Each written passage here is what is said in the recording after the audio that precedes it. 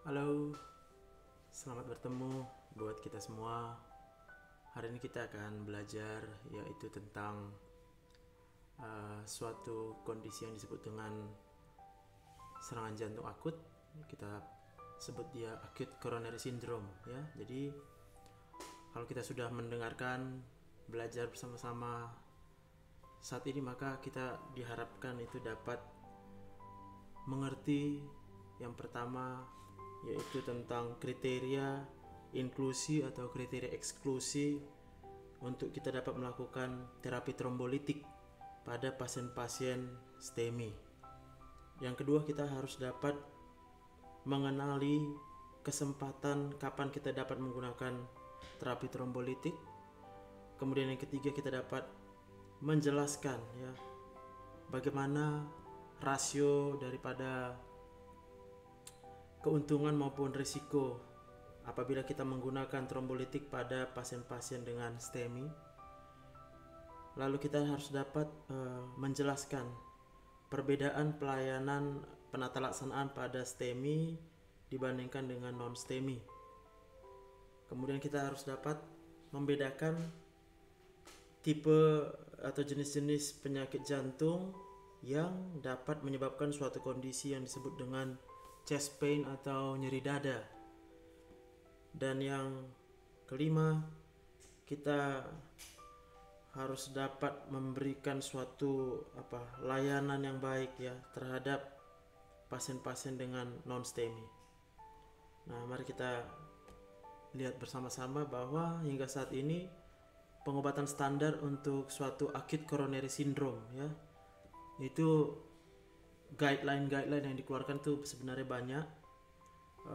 Untuk saat ini ada guideline yang dikeluarkan oleh American Cardiologic ya dan American Heart Association.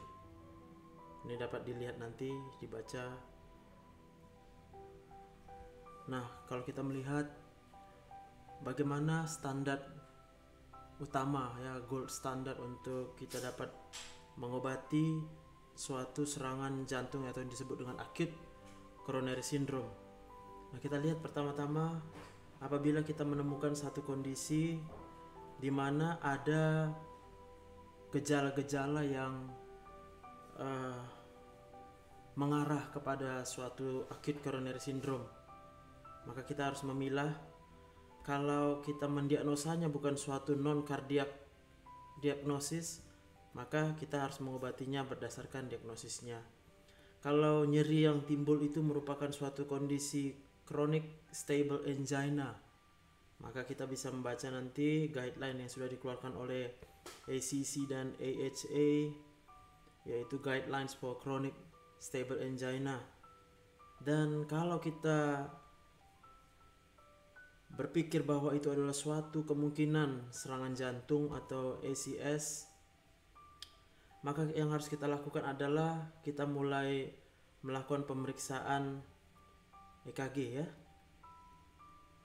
Dan kalau nanti dari hasilnya ternyata EKG-nya tidak menunjukkan diagnostik, artinya tidak spesifik, kemudian kita juga menemukan serum biomarker jantung ya, jadi enzim yang ada di dalam jantung itu tidak ada terlepas ke dalam darah, artinya masih negatif, maka kita harus melakukan observasi. Berapa lama observasi kita lakukan? Yaitu 12 jam atau lebih sejak mulai timbulnya gejala. Dan kalau kita menemukan tidak ada nyeri yang berulang, kemudian setelah kita lakukan pemeriksaan lanjutan ternyata kita tidak menemukan kelainan apapun, yang harus kita lakukan adalah kita harus memulai suatu stress study. Tujuannya adalah untuk memprovokasi kondisi iskemia pada jantung. Maka kita harus mengevaluasi fungsi dari ventricle kiri bila ditemukan tanda-tanda iskemi ya. Pemeriksaan ini dapat dilakukan setelah pulang atau sebagai pasien rawat jalan. Apabila setelah dilakukan pemeriksaan juga hasilnya masih negatif, maka kemungkinan diagnosanya adalah suatu discomfort yang non iskemik, jadi nyeri dada yang bukan karena kondisi iskemia daripada otot jantung. Dan ini kita katakan suatu kondisi dengan risiko yang rendah, suatu acute coronary syndrome. Maka kita boleh mengatur pertemuan rawat jalan pasien ini untuk selanjutnya. Dan bila setelah suatu stress study tadi ya kita lakukan,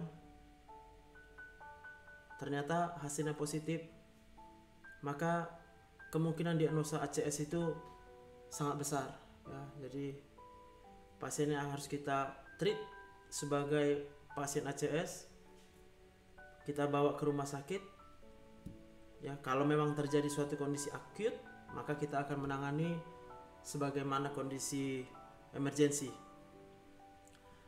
Dan kalau setelah kita observasi tadi ini ya, ternyata nyerinya kita temukan berulang, kita temukan kembali nyerinya, dan hasil pemeriksaan follow up berikutnya juga ternyata positif, maka kita mengkonfirmasi pasien mengalami yang namanya ACS. Kita bawa ke rumah sakit. Kalau kita sangat yakin dari gejala tadi yang dialami oleh pasien pertama sekali, maka kita menyatakan dia sebagai kemungkinan besar suatu ACS, definite as ACS, yaitu berdasarkan pemeriksaan EKG ya. Maka dari EKG kita akan dapat menemukan apakah ada atau tidak ada perubahan pada segmen ST.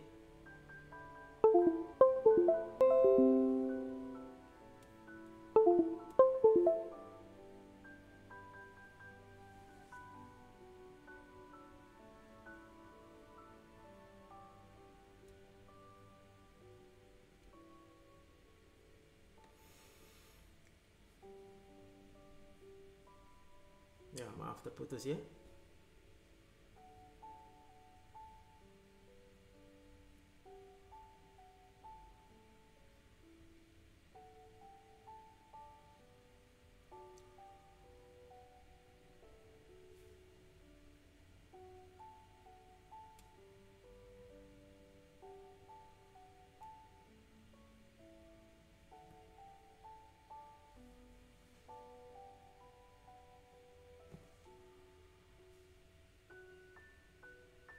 Iya, kita lanjutkan lagi ya. Nah, jadi kalau kita tidak menemukan adanya peningkatan dari segmen ST pada EKG, tetapi kita harus melihat apakah ada terjadi perubahan nanti pada segmen ST ataupun gelombang T selama masih terus berlangsung nyeri. Dan kita mulai melakukan pemeriksaan biomarker juga. Kalau dia memang positif dan ditemukan adanya tanda-tanda gangguan daripada hemodinamik pasien, maka kita juga akan men-treatnya sebagai suatu kegawat daruratan ya, harus dibawa ke rumah sakit. Dan kalau kita memang langsung menemukan adanya segmen ST yang meningkat, maka kita harus melakukan evaluasi apakah kita dapat melakukan terapi reperfusi ya. Jadi dari kata reperfusi berarti kita mengembalikan perfusi daripada otot jantung. Kita dapat melihatnya nanti, membaca lebih dalam pada guideline yang dikeluarkan oleh ACC dan AHA. Nah, kita melihat bahwa suatu kejadian acute coronary syndrome ini di Amerika ini ya, bahwa 1,57 juta dari pasien rawat inap itu sebenarnya adalah terjadi ACS dengan pembagian yang unstable angina dan non-STEMI itu lebih dari 1 juta angka rawat inap dalam 1 tahun, sedangkan yang STEMI itu 235.000 angka rawat inap setiap tahun. Jadi cukup besar angkanya. Jadi kalau kita melihat satu definisi bahwa kondisi acute coronary syndrome itu merupakan suatu kejadian iskemia yang akut ya, dan menimbulkan gejala atau sindrom di mana range itu mulai dari adanya suatu unstable angina sampai dengan suatu myocard infarct dengan atau tanpa adanya ST elevasi, di mana hal ini terjadi oleh karena adanya ruptur ya pada plak pada pembuluh darah, dinding pembuluh darah koroner, ataupun terjadinya erosi pada plak yang sudah bertumbuh ya. Ada beberapa jenis angina ya, jadi perlu kita ingat kembali bahwa angina itu adalah suatu nyeri yang khas yang dialami pada dada bagian kiri, tapi bisa juga sedikit bagian tengah, dan biasanya dia menjalar ke leher, dapat menjalar ke bahu kiri sampai dengan ke lengan kiri. Berdasarkan beratnya sumbatan yang terjadi pada pembuluh darah koroner, maka angina itu dapat dibagi beberapa. Yang pertama ada angina stabil, yaitu apabila pola onsetnya, durasi, kemudian intensitasnya dari gejala yang dialami itu biasanya dipicu ya oleh adanya biasanya adanya dilakukan pekerjaan ya yang cukup berat, yang kemudian akan memicu terjadinya kekurangan oksigen atau iskemia pada otot jantung, dan juga dapat disebabkan oleh terpicu oleh emosional ya. Jadi dalam keadaan marah, dalam keadaan emosional, stres emosional yang cukup tinggi, itu dapat memicu terjadinya onset daripada angina stabil. Dan yang perlu diketahui bahwa angina stabil ini terjadi pada saat beraktivitas. Jadi dia tidak akan terjadi pada waktu istirahat. Yang kedua ada yang namanya varian angina atau Prinzmetal's angina. Yang ini uniknya bahwa dia terjadi pada saat istirahat. Dapat juga disertai dengan aritmia pada ventricle, bradyarrhythmia, ataupun bisa juga disertai dengan gangguan konduksi listrik pada otot jantung. Dapat juga terjadi sinkop atau pingsan pada saat terjadi aritmia ya. Jadi sewaktu aritmia terjadi, maka darah tidak dapat darah tidak dapat dipompa keluar dari jantung dan tidak dapat memperdarahi sistem saraf pusat sehingga terjadi sinkop atau pingsan. Kemudian ada namanya nocturnal angina yang hanya terjadi pada waktu malam. Nah, ini disebabkan oleh tidur yang REM ya. Nanti kita pelajari lebih lanjut untuk REM. Kemudian ada yang namanya unstable angina. Nama lain dari suatu pre-infarction angina. Jadi nyeri dada tetapi yang terjadi belum sampai terjadi infark, hanya terjadi iskemia ya. Jadi hanya iskemi saja, tetapi belum ada otot jantung yang mengalami kematian atau infark. Itu namanya unstable angina. Biasanya nyerinya pasti lebih berat daripada yang stable, dan waktu serangannya juga lebih lama daripada yang stable angina. Nah, apa yang harus kita lakukan apabila kita menemukan gejala-gejala angina? Pertama, lakukan anamnese ya seperlunya. Jangan memaksakan terlalu banyak pasien untuk berbicara, karena pada saat dia mengeluhkan nyeri dada, kalau memang itu terjadi oleh karena suatu acute coronary syndrome, berarti aliran darah ke otot jantungnya sedang berkurang. Kemudian kita melakukan pemeriksaan fisik, EKG, stress testing, scan dengan talium, coronary angiography, dan juga pemeriksaan enzim jantung. Apa yang dapat kita berikan obat-obatan pada pasien dengan angina?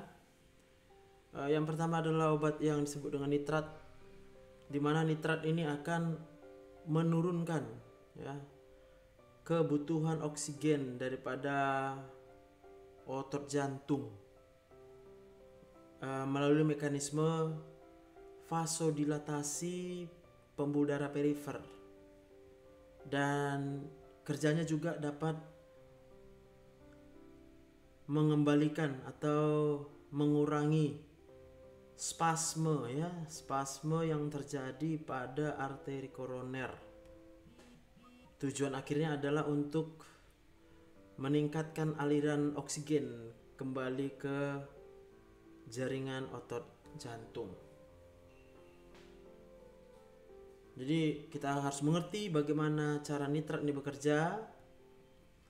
Kalau terjadi suatu vasodilatasi pada perifer, maka kerja daripada otot jantung itu akan berkurang untuk melakukan pemompaan, sehingga kebutuhan oksigennya akan menurun. Kemudian terjadi juga penurunan aliran darah yang kembali ke jantung melalui vena.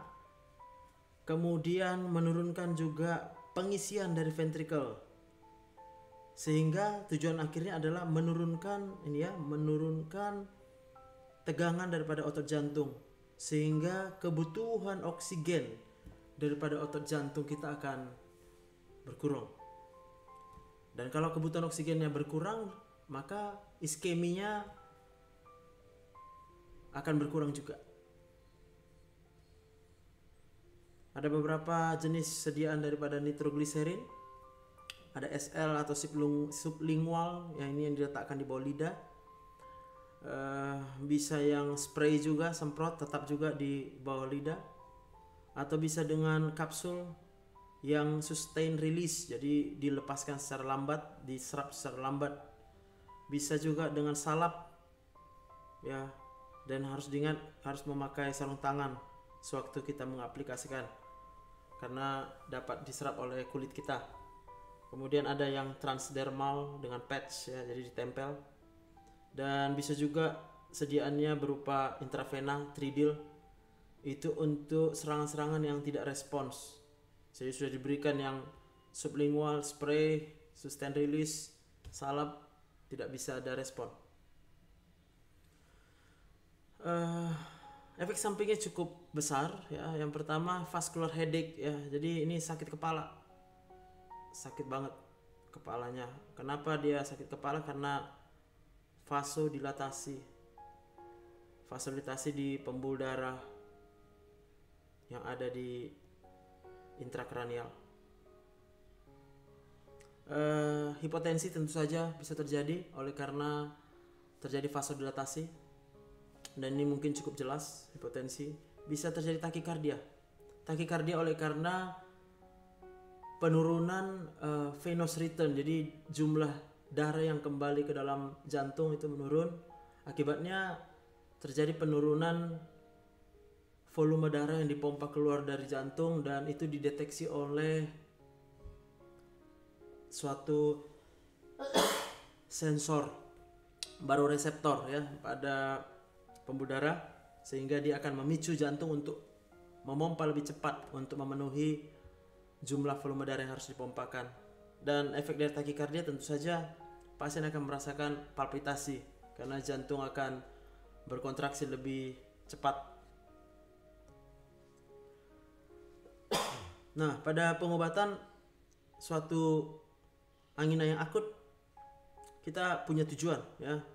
Jadi tujuannya itu adalah meningkatkan aliran oksigen kembali ke otot jantung, sehingga serangan akutnya itu bisa berkurang. Dan tentu saja yang paling penting juga adalah mencegah serangan yang berikutnya. Apa yang bisa kita berikan? Kita harus memberikan fentanyl atau morfin untuk mengatasi rasa nyeri. Kita ingat bahwa rasa nyeri ini akan meningkatkan sympathetic nerve ya. Jadi sistem saraf simpatiknya akan meningkat, katekolamin akan meningkat. Dan kita ingat bahwa kalau katekolamin meningkat, ini akan menyebabkan vasokonstriksi kembali. Dan jantung juga akan dipaksa bekerja lebih berat. Akibatnya kebutuhan oksigennya akan semakin meningkat, maka iskemia juga akan semakin berat ya. Kemudian kita bantu dengan pemberian oksigen untuk menambah jumlah oksigen yang dapat dibawa oleh darah ke otot jantung. Kemudian tadi kita berikan nitrogliserin yang sublingual, dapat diulang setiap 5 menit, maksimal 3 kali pemberian. Kemudian kita memberikan aspirin untuk mencegah agregasi dari trombosit. Jadi oleh karena adanya suatu sumbatan atau plak ya pada arteri koroner, maka itu akan cenderung untuk merangsang trombosit untuk terjadi agregasi, sehingga nanti bisa timbul sumbatan yang baru. Jadi kita harus mencegah dengan pemberian aspirin.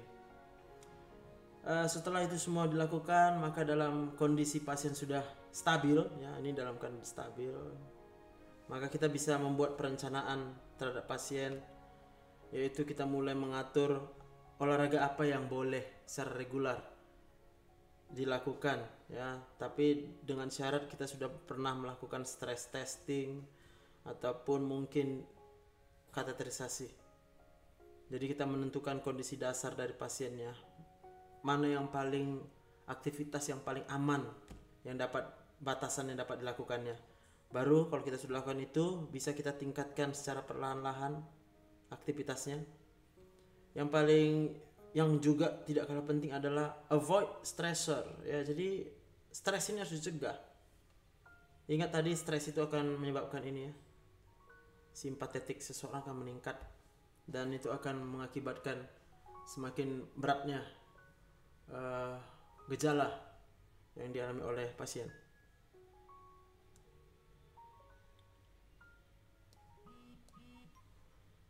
Kemudian kita bisa mengatur ya aktivitas maupun istirahatnya. Jadi kita harus mengingatkan bukan hanya olahraga, tapi istirahat itu penting. Jadi kalau kita tidak beristirahat, pasiennya tidak beristirahat, hanya berolahraga terus, maka itu juga akan menyebabkan iskemia jantungnya akan semakin berat. Kemudian kita juga bisa mengatur aktivitas sehari-hari ya, IDLS. Kemudian boleh kita anjurkan pemberian nitrogliserin sebelum melakukan olahraga ya.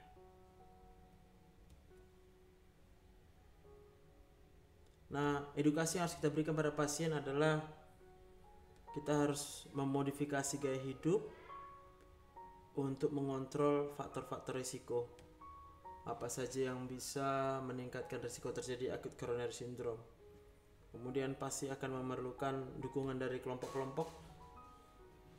Kemudian lakukan identifikasi ya, faktor-faktor apa yang mempresipitasi timbulnya nyeri angina.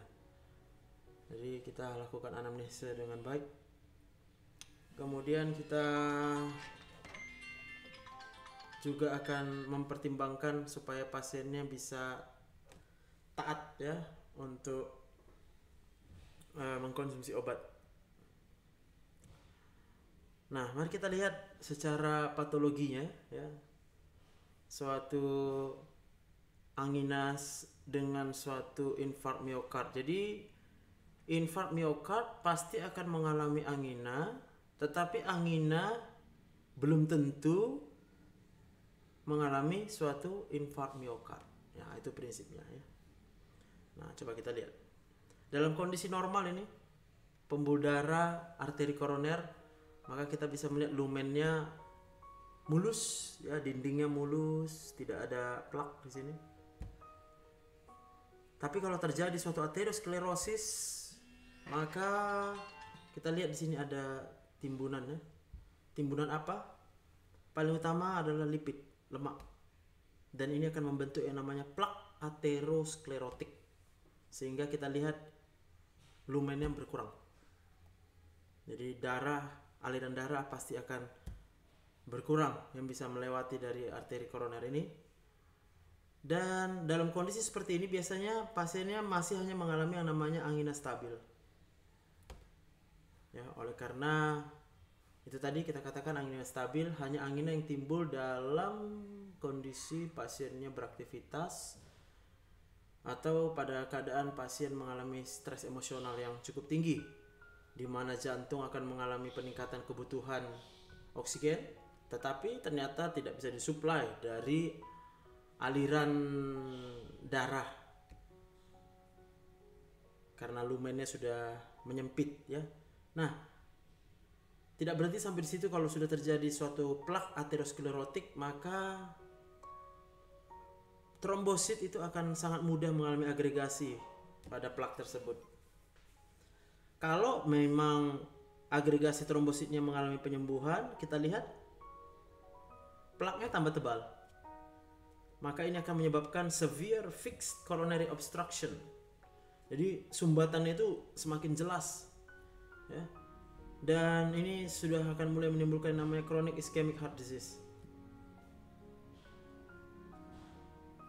Dan bisa juga di sini artinya serangan anginanya akan semakin berat, semakin sering dan semakin berat. Dan kalau plaknya mengalami gangguan, disruption ya, gangguan itu berupa trombosit yang tadinya agregasi lama-lama membentuk trombus, jadi udah padat. Kalau padatnya masih sedikit dan menyisakan ada ruang untuk aliran darah, maka pasien akan mengalami yang namanya unstable angina ya, atau hanya merupakan subendocardial myocard infarct. Jadi infarknya tidak mencapai seluruh dinding otot jantung ini ya. Jadi dia suatu unstable angina ya. Dan kalau sumbatannya penuh, ini akan bisa menyebabkan suatu kematian karena otot jantung akan berhenti untuk memompa. Jadi secara patofisiologi kita melihat adanya suatu stable angina dan apa yang disebut dengan acute coronary syndrome. Tetap prinsipnya adalah berkurangnya ketersediaan oksigen. Jadi oksigennya tidak cukup untuk memperdarahi, untuk memenuhi kebutuhan otot jantung. Itu bisa disebabkan oleh adanya sumbatan atau stenosis yang akan mengurangi aliran darah. Bisa karena anemia, karena pembawa eritrosit itu tidak cukup banyak untuk membawa oksigen. Bisa juga karena clot ataupun plak tadi itu mengalami suatu kondisi ruptur dan dia akan mulai menyumbat.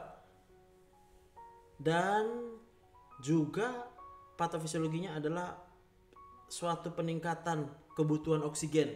Itu tadi, maka serangannya itu terjadi pada saat kita beraktivitas ya. Jadi waktu kita beraktivitas maka jantung akan memompa lebih banyak. Untuk dia bisa dapat memompa lebih banyak dan lebih cepat, lebih kuat, maka dia perlu oksigen lebih banyak. Dan juga dalam kondisi emosional yang tinggi, kita akan memaksa jantung kita untuk bekerja, dan akibatnya dia akan memerlukan lebih banyak oksigen ya dalam keadaan emosional.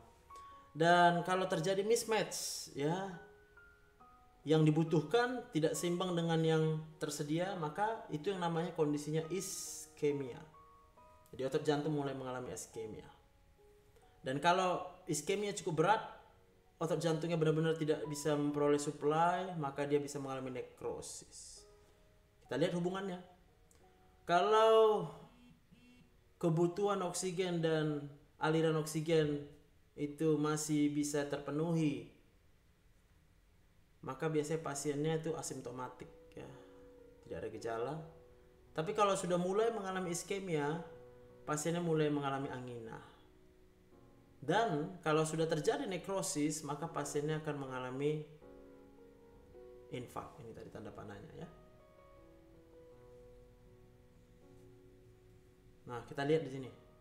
Perlu kita ketahui bahwa otot jantung kita itu punya sirkulasi yang namanya kolateral. Jadi aliran pembuluh darah yang tambahan dari tepi-tepi, dari samping-samping sekitar dari pembuluh darah yang utama ya. Jadi suatu collateral circulation itu adalah satu jaringan ya, jaringan pembuluh-pembuluh darah yang sudah ada sejak kita dilahirkan, yang dia dapat berdilatasi dan akan berfungsi dengan bertambahnya umur, dan bila terjadi oklusi atau sumbatan arteri koroner dalam jangka panjang. Nah, itu yang disebut dengan collateral circulation. Jadi collateral circulation ini juga berguna sebagai bypass yang alami. Tujuannya adalah untuk mengurangi ukuran atau derajat beratnya suatu myocard infarct.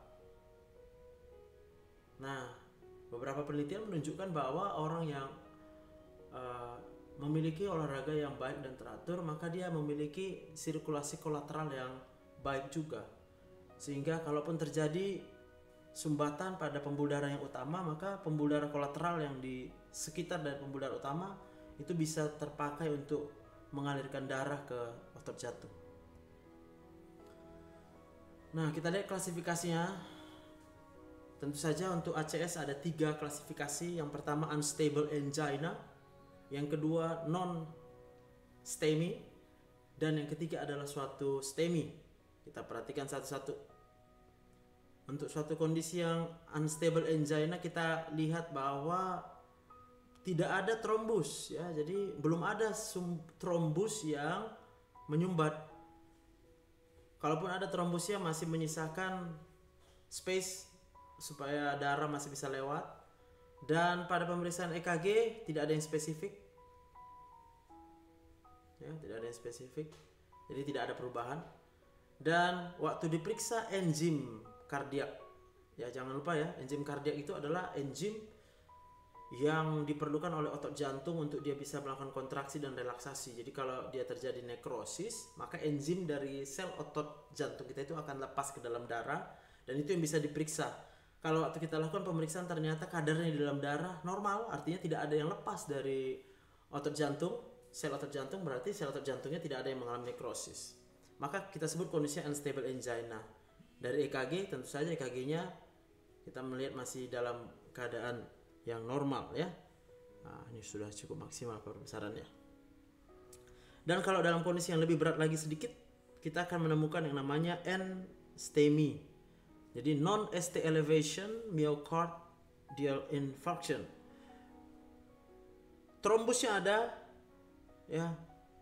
Juga belum sampai oklusif total, belum menyumbat total, tapi dan belum juga bisa menimbulkan yang sudah cukup, ya, sudah bisa menimbulkan, ya, non-occlusive thrombus. Jadi sumbatannya hampir total, tapi aliran darahnya tinggal sedikit, dan dia sudah mulai, ya, menimbulkan kerusakan, damage, dan nekrosis miokard yang ringan, ya. Jadi masih ringan, jadi hanya sedikit saja otot jantung yang mengalami nekrosis.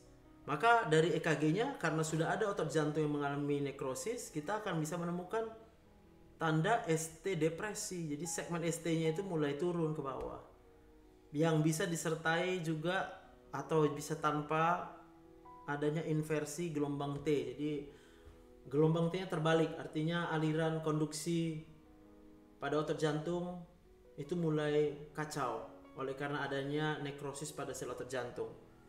Dan oleh karena adanya nekrosis pada otot jantung, maka kita akan menemukan enzim jantungnya mulai meningkat, ya. Dan kondisi yang paling berat, ini gambar EKG-nya, ya. Jadi ini segmen ST yang ada tanda panah itu turun. Normalnya kan begini. Segmen ST-nya di sini. Segmen ST-nya ini isoelektris. Jadi tidak terjadi voltase apa-apa dalam keadaan normal, tapi karena adanya nekrosis, voltase mulai ngaco. Dia mulai ke arah negatif, ya.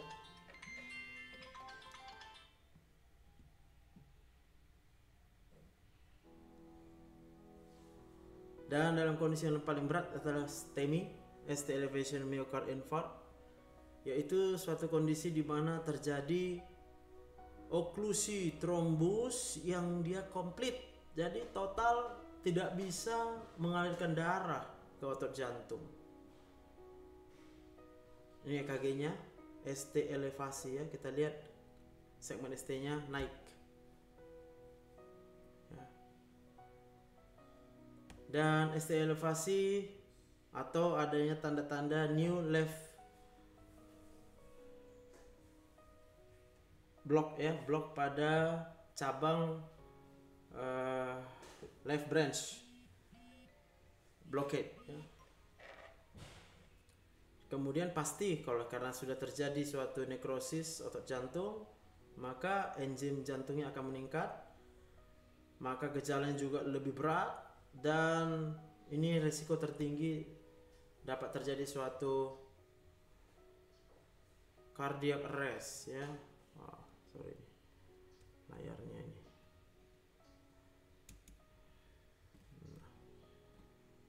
Ini ya, cardiac arrest yang cukup berat ya, gitu.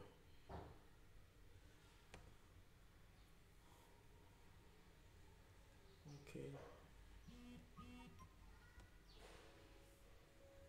Nah, apa saja komplikasi dari suatu myocard infarct? Yang dapat terjadi adalah gagal jantung kronik kongestif ya, jadi jantungnya nggak bisa pompa, atau bisa juga rusaknya pada katup mitral. Kemudian bisa terjadi gangguan ritme jantung, jadi aliran listrik di jantungnya menjadi terganggu. Bisa terjadi peradangan pada perikardium atau perikarditis. Bisa juga terjadi myocard infarct setelah terjadinya infark. Jadi semakin bertambah otot jantung yang mengalami infark. Kemudian ada resiko tromboembolik yang bisa terbentuk karena dia darah yang harus melewati plak. Bahkan sampai terjadi ruptur dari dinding ventricle. Nah, apa tujuan penata laksanaan kita adalah kita harus membatasi ya, limit the size of infarct, ukuran dari otot jantung yang mengalami infark. Dengan kata lain kita mencegah kerusakan lebih lanjut. Kemudian yang kedua tujuannya adalah meningkatkan ketersediaan oksigen dan menurunkan kebutuhan oksigen daripada otot jantung. Jadi aliran oksigen kita tingkatkan, kebutuhan otot jantungnya kita turunkan. Kemudian kita harus mencegah dan mengenali komplikasi awal terjadinya suatu serangan jantung. Yang keempat, kita harus mengurangi nyeri.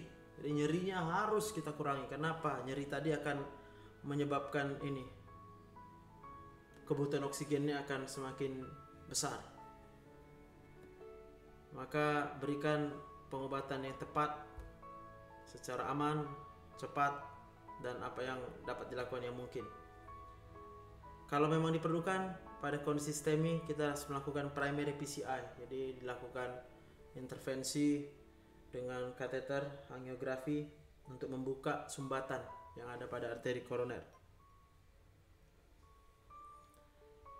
Nah, coba kita lihat. Dapatkah kita menyebutkan 3 kondisi di mana kita tidak dapat atau sulit ya untuk mendiagnosa suatu STEMI? Jadi ada 3 situasi. Yang pertama, kalau pasiennya mengalami hipertrofi ventrikel kiri, itu akan sulit untuk menentukan apakah ST elevasinya itu adalah suatu memang benar-benar ST elevasi oleh karena infark miokard ya, atau suatu left bundle branch block yang kronik. Tadi kalau yang akut baru muncul, mungkin itu bisa kita yakinkan suatu serangan jantung. Atau pada pasien-pasien yang dengan memakai pacemaker, jadi paced rhythm. Sebutkan 3 situasi yang memerlukan kateterisasi jantung yang emergensi. Ya, ini pasti STEMI ataupun LBBB yang baru. Suatu ACS dengan kondisi hemodinamiknya ataupun kelistrikannya tidak stabil, sementara kita sudah memberikan pengobatan yang optimal. Atau pada pasien-pasien dengan nyeri dada atau chest pain-nya yang tidak teratasi padahal kita sudah memberikan pengobatan ya.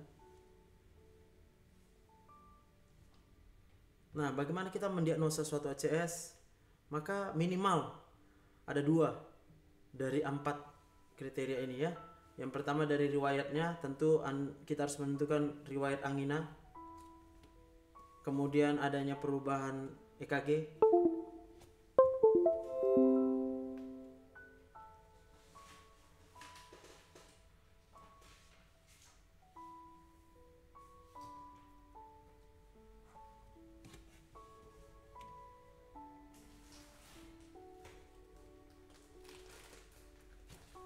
Ya. Kemudian kita akan memeriksa cardiac marker tadi, enzim jantung. Ya, peningkatannya ataupun penurunannya nanti kita lihat. Dan tidak ada etiologi lain yang mungkin bisa menyebabkan ACS. Itu harus kita pastikan. Ini EKG-nya yang kita periksa. Dan kita lihat sensitivitas daripada pemeriksaan EKG. Kalau EKG-nya normal, maka kemungkinan suatu miokard infark hanya paling banyak 20%. Kalau dengan ST depresi, maka kemungkinan miokard infarknya 50%. Dengan ST elevasi, maka kemungkinan miokard infarknya 60%. Dengan ada gelombang Q, maka kemungkinan miokard infark 75%. Dengan ada ST elevasi maupun reciprocal ST, jadi ST-nya terbalik di bagian sisi lain dari jantung, atau dengan adanya gelombang Q, kemungkinannya 90%. Dan bila ada ST elevasi disertai dengan reciprocal ST depresi dan adanya gelombang Q, itu kemungkinannya suatu ACS, suatu miokard infark adalah 90% sampai 50%. Nah, kita lihat bagaimana respon pasien terhadap nitrogliserin tadi ya, obat yang menyebabkan vasodilatasi. Ini berdasarkan jurnal dari tahun 2002 ya. Jadi itu bisa dipakai sebagai prediktor bahwa iskemiknya adalah iskemik karena nyeri dadanya oleh karena iskemia, yaitu pada 223 pasien ya yang diberikan dengan keluhan nyeri dada. Sepertiga ternyata memiliki nyeri dada oleh karena iskemik dan 2/3 ternyata tidak mengalami iskemik. Penggunaan EKG, pemeriksaan enzim, stress testing,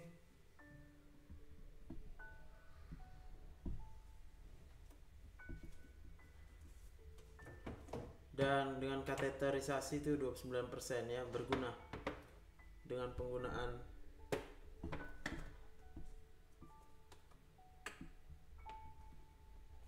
NTG atau nitrogliserin. Dan kita bisa melihat perbaikan klinis ya pada 72% pasien, apakah mereka memiliki ACS atau tanpa ACS ya.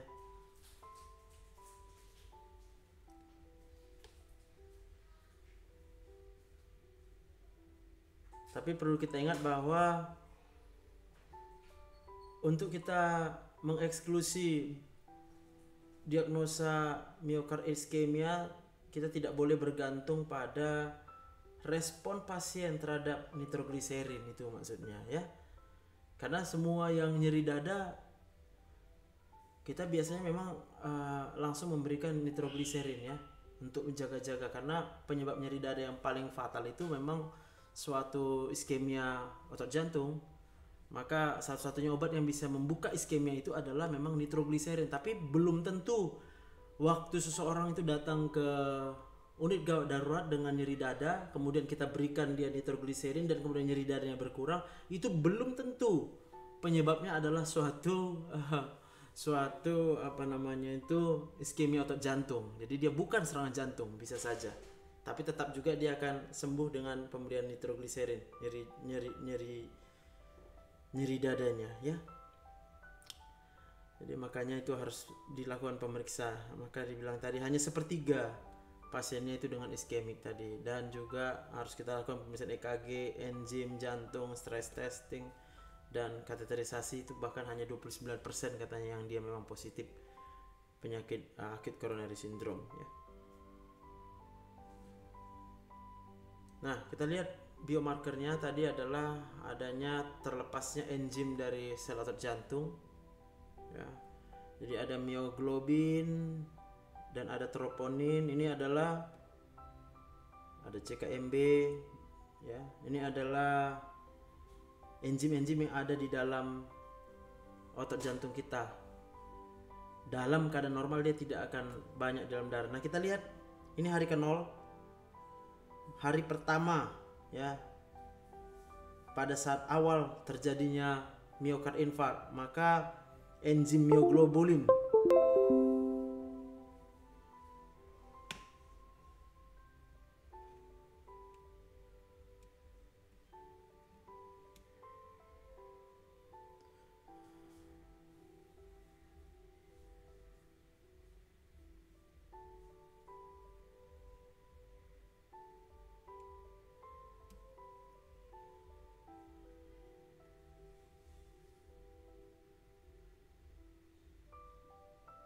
ya, enzim mioglobulin yang pertama kali akan terlepas, maka dia akan kita bisa temukan positif ini puncaknya ini dalam beberapa jam ya, paling lama 12 jam dia akan meningkat, tapi setelah itu dia akan turun. Jadi kalau kita yakin bahwa pasiennya baru saja mengalami suatu serangan jantung, kita pertama sekali harus memeriksa mioglobulin ya. Itu pemeriksaan yang paling cepat untuk bisa memastikan apakah dia serangan. Enzim yang lain pada kondisi ini pada awal sekali itu belum ada peningkatan ya. Nah, kita lihat enzim yang kedua yang juga meningkat dengan cepat itu adalah troponin. Nah, troponin mulai meningkat itu kita lihat di sini ya batasannya. Kurang dari 12 jam juga dia sudah mulai meningkat. Jadi CKMB juga pemeriksaan awal ya, dini, sama dengan mioglobulin ini ya. Dan lalu akan diikuti troponin tadi maksud saya ya, troponin yang cepat untuk pemeriksaan dini ya. Tapi harus yang dalam kondisi sedikit saja miokard infarct, maka troponin bisa ditemukan meningkat. Tapi dalam kondisi miokard infarct yang besar, yang luas, maka kita lihat puncaknya ini itu bisa sampai sangat tinggi itu di hari ke 1,5, tapi mulai terdeteksi juga bersamaan dengan kurang dari 1 hari. Jadi kita memeriksa troponin, dan yang perlu kita ketahui bahwa mioglobulin akan menurun dengan cepat. Masih kurang dari 1 hari dia sudah turun kadarnya. Jadi pemeriksaannya tidak terlalu bisa kita pastikan, harus diperiksa secara serial. Dan untuk yang CKMB kadarnya cukup lama bertahan di dalam darah, sehingga kita bisa tak memeriksa. Itu sama halnya dengan troponin ya. Jadi anjuran pemeriksaannya itu adalah CKMB dan troponin, karena dia akan lama bertahan. Dan kalau kita ragu konsentrasinya di hari pertama, kita akan bisa lakukan serial ya. Maka kita akan temukan kadarnya akan tetap tinggi. Nah, kita bisa melakukan stratifikasi risiko pasien-pasien dengan berdasarkan level troponinnya ya. Nah, ini kita lihat kalau troponinnya risikonya adalah kematian dalam 40 hari. Semakin tinggi kadar troponinnya, maka persentase kematian dalam 40 hari akan semakin tinggi. Ini kita lihat batasnya ya. 67, 50, 134, 148, 174, 831 itu adalah jumlah pasiennya ya. Dan ini kadar troponinnya 0 sampai 0,4, 0,4 sampai 1,0, sampai dia lebih dari 9,0, maka angka kematiannya itu bisa mencapai dalam 42 hari. Nah, ada banyak penyebab lain yang bisa menyebabkan peningkatan troponin, trauma, ya, congestive heart failure, kemudian penyakit-penyakit katup aorta dengan LVA yang signifikan, hipertensi, hipotensi dengan aritmia, pembedahan non kardiak, surgery ya, gagal ginjal, penyakit-penyakit kritis, toksisitas obat, hipotiroid, vasospasme koronari dan lain-lain ya. Ini jadi banyak sekali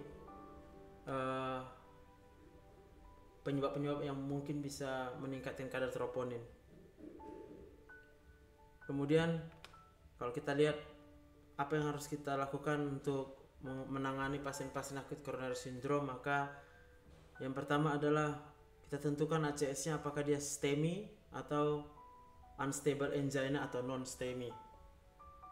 Kedua-duanya harus kita berikan antiplatelet, anti-iskemik, dan antikoagulan ya.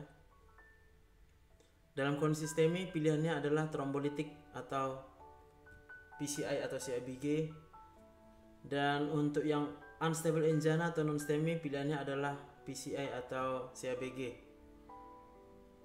Dan setelah dilakukan itu, maka pasien tetap harus berobat karena dia harus mengkonsumsi obat-obat untuk mencegah jangan sampai terjadinya serangan yang berikutnya. Nah, bagaimana kita menangani pasien-pasien dengan unstable angina? Dan ya, jadi unstable angina tidak sama dengan non-STEMI. Unstable angina adalah bentuk yang lebih ringan sedikit dibandingkan non-STEMI. Maka kita harus mengevaluasi ya strateginya, apakah kita berikan pengobatan konservatif atau invasif berdasarkan kemungkinan ACS-nya dan dari resiko hitungan skor resiko TIMI dan resiko ACS berdasarkan guideline dari American Heart Association. Maka dia bisa low, intermediate atau high. Nah, ini cara menghitung skor TIMI. Kita lihat umur di atas 6,5 skornya 1, lebih dari 3 faktor risiko coronary artery disease skornya 1, adanya stenosis yang ditemukan lebih dari 50% itu skornya 1, penggunaan aspirin dalam 7 hari terakhir skornya 1, kemudian adanya angina yang berat kurang dari 24 jam itu skornya 1, EKG-nya ST deviasinya lebih sama dengan 0,5 mm skornya 1, dan peningkatan kardiak markernya skornya juga 1 kalau ditemukan. Nah, kalau sudah dijumlahkan maka kita lihat kalau skornya 0 sampai 1 saja maka dia 4,7 dari 4,7% ya akan mengalami kemungkinan kematian atau bisa mengalami serangan miokard infarct atau perlu revaskularisasi emergensi dalam 14 hari.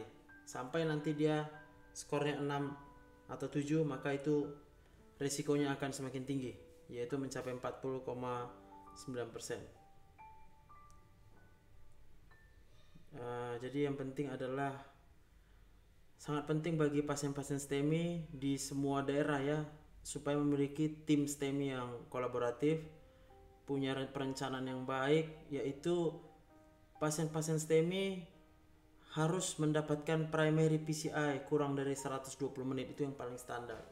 Kalau memang tidak bisa dalam 120 menit untuk dilakukan PCI, maka lakukan screening pada pasien untuk dilakukan terapi dengan fibrinolitik dan mulailah dengan segera.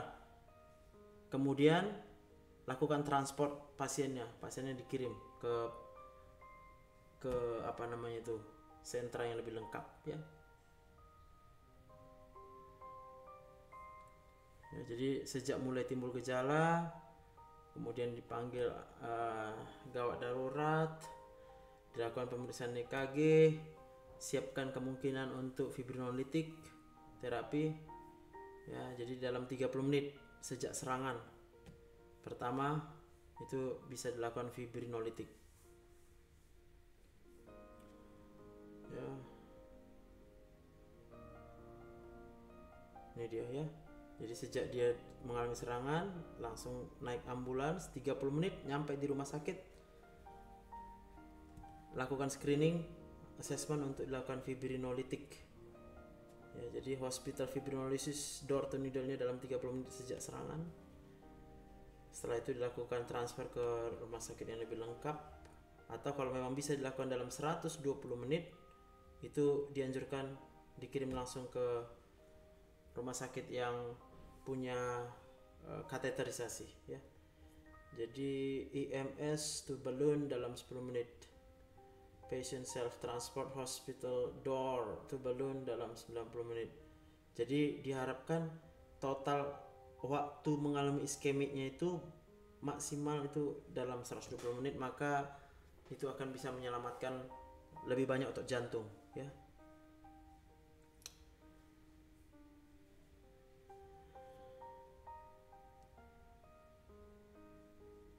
Nah, sebagai kesimpulan, yang termasuk dengan ACS itu ada 3: unstable angina, non-STEMI, dan STEMI. Ya, bagaimana memanagenya itu harus kita menghitung risikonya. Unstable angina non-STEMI dibandingkan dengan STEMI. Kemudian harus mempersiapkan diri untuk reperfusi yang cepat untuk STEMI. Dan jalannya ada 2, apakah PCI primer atau dengan trombolitik. Kalau memang bisa dilakukan dalam 120 menit sejak timbul gejala, maka dianjurkan PCI. Tapi kalau memang tidak memungkinkan, maka kita harus melakukan trombolitik ya, maksimal dalam 30 menit setelah pasien mengalami gejala serangan jantung. Kemudian pertimbangkan terapi konservatif ataupun invasif ya pada pasien-pasien dengan unstable angina atau non-STEMI. Kemudian perlu penanganan yang agresif atau perhatian yang agresif untuk mencegah pasien-pasien ACS itu berulang. Maka perlu pemberian obat beta blocker untuk mengurangi kebutuhan atau oksigen demand. Kemudian berikan anti agregasi trombosit, aspirin, berikan ACE inhibitor juga untuk mencegah perubahan remodeling dari otot jantung, dan pemberian statin yang berfungsi sebagai antisklerotik. Nah, demikianlah kita sama-sama belajar tentang acute coronary syndrome.